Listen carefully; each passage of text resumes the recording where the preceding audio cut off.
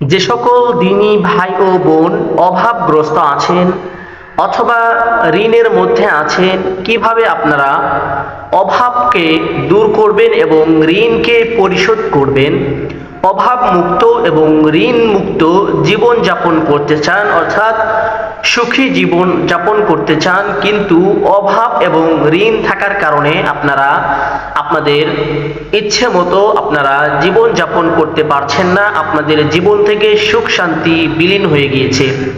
সে সকল দিনী ভাই ও বোনদের উদ্দেশ্যে আজকে একটি গুরুত্বপূর্ণ এবং শক্তিশালী কোরআনি পাওয়ারফুল একটি আমল নিয়ে হাজির হয়েছি। কোনো দিনী ভাই ও বোন যদি বিশ্বাসের সাথে এক আল্লাহকে সাক্ষী রেখে, এক আল্লাহর উপর ভরসা রেখে আমলটি নিয়মিত কয়েকদিন করতে পারেন, তাহলে আশা করি মহান আল্লাহ পাক রব্বুল আলামিন আপনার সমস্ত অভাবকে দূর করে দিবেন এবং আপনার সমস্ত ঋণকে পরিশোধ করার তৌফিক দান করে দিবেন ইনশাআল্লাহ। তো চলুন বন্ধুরা, আমরা সেই বিষয়ে আলোচনা করি। যারা আমরা এই বিষয়গুলো জানি না তারা প্রত্যেকেই জেনে নিব, এবং আমাদের মাঝে যে সকল দিনী ভাই ও বোন অভাবগ্রস্ত আছে এবং ঋণগ্রস্ত আছে, আমরা তাদেরকে এই সমস্ত দোয়াগুলো শিখিয়ে দিব, যেন তারা এই ছোট্ট ছোট্ট আমলের মাধ্যমে তাদের জীবন থেকে অভাবকে ফেলে দিতে পারেন, মুক্ত করতে পারেন এবং ঋণকে পরিশোধ করতে পারেন। এই সমস্ত আমলগুলো আপনারা সেই সমস্ত অভাবগ্রস্ত এবং ঋণগ্রস্ত দিনী ভাই ও বোনদেরকে শিখিয়ে দিবেন ইনশাআল্লাহ।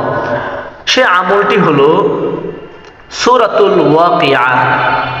সূরাতুল ওয়াকিয়ার আমল, এটি হলো প্রথম আমল। সূরাতুল ওয়াকিয়া প্রত্যেক দিন মাগরিবের পরে সূরাতুল ওয়াকিয়া পাঠ করতে হবে, শুরু থেকে শেষ পর্যন্ত সুন্দরভাবে সূরাতুল ওয়াকিয়া পাঠ করতে হবে। এটি হলো প্রথম আমল। এখন অনেক দিনী ভাই ও বোনের একটা প্রশ্ন থাকবে, সেই প্রশ্নটি হলো যে হুজুর, আমি তো কোরআন পড়তে পারি না, দেখেও পারি না, মুখস্থও পারি না, তাহলে সূরাতুল ওয়াকিয়া আমি কিভাবে পড়ব? মনে হয় আমার দ্বারা ঋণ পরিশোধ করা এবং অভাব মুক্ত হওয়া সম্ভব না। জি ভাই ও বোন, আপনি এটি ভুল ধারণা। আপনার ভুল ধারণাকে আমি পরিশুদ্ধ করে দিচ্ছি।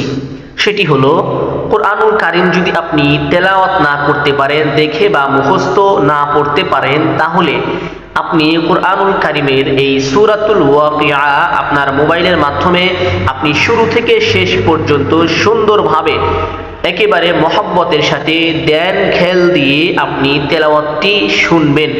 প্রত্যেক দিন মাগরিবের নামাজ শেষ করে আপনি এই তেলাওয়াতটি শুনবেন, তাহলে আল্লাহ তাআলা আপনাকে নেক দান করবেন এবং আপনার মনের আশাকে কবুল করবেন এবং আপনাকে উত্তম রিজিকের ফয়সালা করে দিবেন।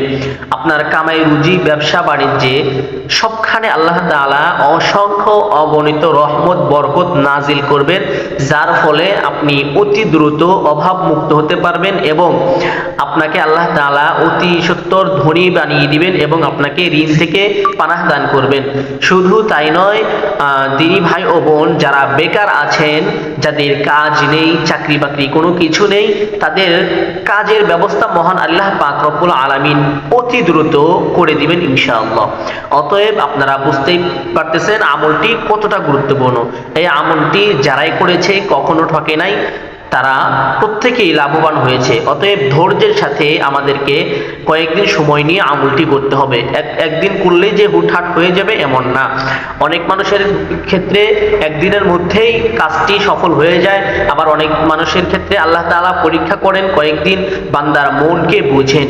বান্দার মন যখন আল্লাহ তাআলার দিকে নত হতে থাকে, আল্লাহ তাআলাকে বিশ্বাস করতে থাকে, আল্লাহ তাআলার প্রতি বান্দার যখন পরিপূর্ণ ভালোবাসা জন্মে যায়, তখন বান্দা যখন কোনো কিছু না পেয়েও আল্লাহ তাআলার শুকর গুজার করতে থাকেন, তখন মহান আল্লাহ পাক রব্বুল আলামিন বান্দাকে এমনিতেই দান করে দিয়ে থাকেন। অতএব আমাদের বুঝতে হবে, যখন আমরা বুঝবো যে আল্লাহ তাআলা আমল করার কারণেও আমাদেরকে দিচ্ছেন না, অভাব মুক্ত করছেন না, বিপদ থেকে উদ্ধার করছেন না, তখন বুঝতে হবে যে আল্লাহ তাআলা হয়তোবা আমাকে পরীক্ষা করছেন অথবা আমার আমলটি হচ্ছে না। আরো বেশি গুরুত্বের সাথে আমলটি করতে হবে এবং আল্লাহ তাআলাকে সন্তুষ্টির জন্য করতে হবে। আল্লাহ তাআলা যদি আমাদেরকে পরীক্ষা করে থাকেন তাহলে যেন আল্লাহ তাআলার পরীক্ষায় আমরা উত্তীর্ণ হতে পারি। আল্লাহ তাআলা আমাদেরকে অবশ্যই অবশ্যই দান করবেন। তবে এই আমলটি শুরু করবার আগে আউযু বিল্লাহ বিসমিল্লাহ আউযু বিল্লাহি মিনাশ শাইতানির রাজিম বিসমিল্লাহির রহমানির রহিম পড়ে অতঃপর সূরাতুল ওয়াকিয়া শুরু থেকে শেষ পর্যন্ত পাঠ করবেন। এটা হলো প্রথম আমল। এটি পাঠ করার পরে আপনারা পশ্চিম দিকে বসবেন, বসে কয়েকবার দুরূদ শরীফ পাঠ করবেন। সবচাইতে উত্তম হলো নামাজের মধ্যে যে দুরূদটি পাঠ করা হয়, যদি পারেন এই দুরূদটি পাঠ করবেন। দুরূদটি আপনাদের সুবিধার্থে আমি একবার পাঠ করে শোনাচ্ছি। আল্লাহুম্মা সাল্লি আলা মুহাম্মাদিন ওয়া আলা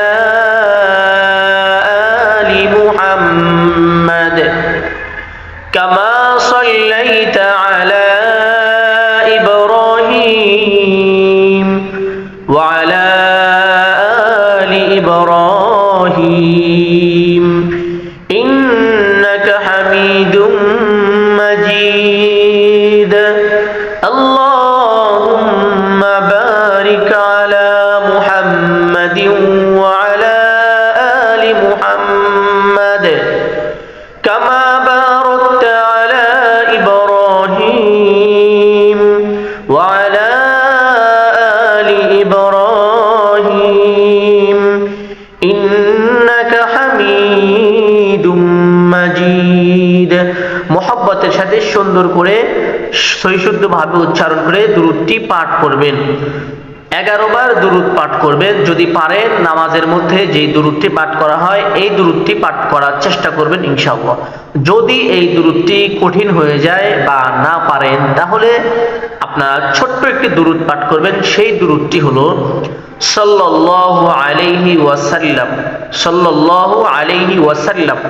এই ছোট্ট দুরূদটি মুহাব্বতের সাথে আল্লাহর নবীর প্রেম বুকে ধারণ করে এই দুরূদটি 11 বার পাঠ করবেন। 11 বার পাঠ করার পরে 11 বার আস্তাগফিরুল্লাহাল্লাযী লা ইলাহা ইল্লা হুয়াল হাইয়ুল কাইয়্যুম ওয়া আতুবু ইলাইহি আল্লাহুম্মা মাগফিরাতুকা আওসা'ু মিন যুনুবি ওয়া রাহমাতুকা আরজা 'ইনদি মিন 'আমালি।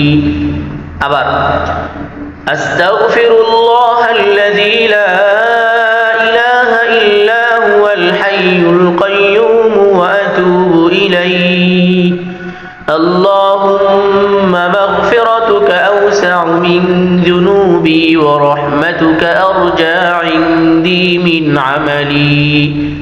এতটুকু আপনারা কমপক্ষে 3 বার পাঠ করবেন।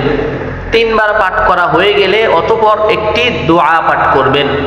সেই দোয়াটি হলো আল্লাহুম্মা কফিনি বিহালালিকা আন হারামিকা ওয়া আগনিনি বিফadlika আম্মান সিওয়াক আল্লাহুম্মা কফিনি বিহালালিকা আন হারামিকা ওয়া আগনিনি বিফadlika আম্মান সিওয়াক আল্লাহুম্মা কফিনি বিহালালিকা আন হারামিকা ওয়া আগনিনি বিফadlika আম্মান সিওয়াক।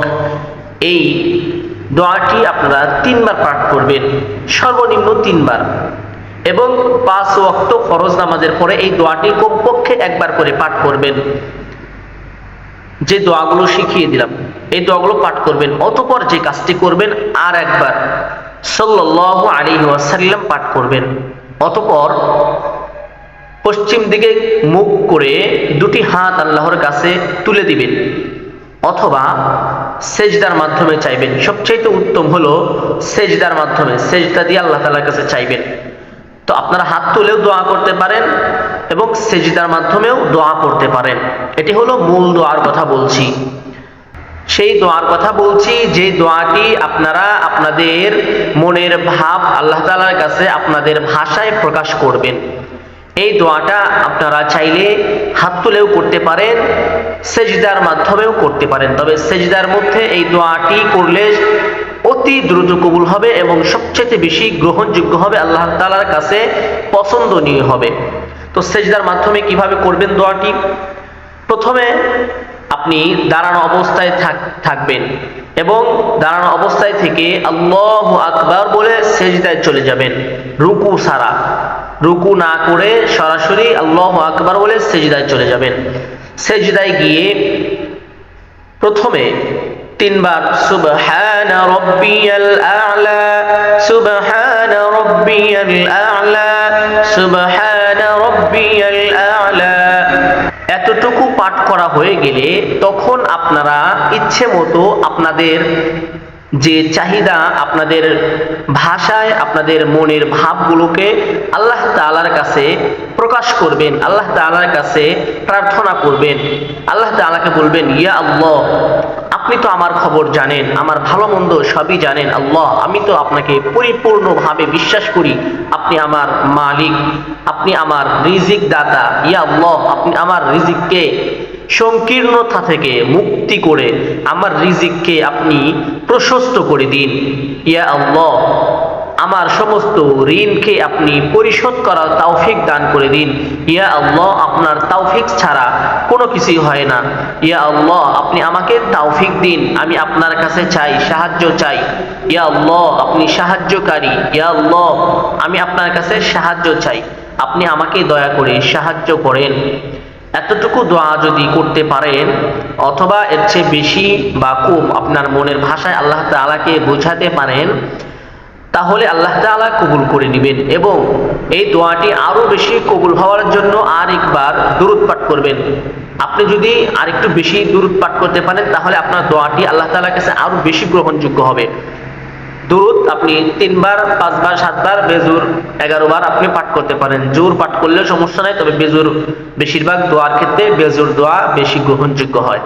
অতএব আপনি চাইলে 3 বার, 5 বার, 7 বার, 11 বার, 9 বার এভাবে আপনি দুরূদ পাঠ করতে পারেন।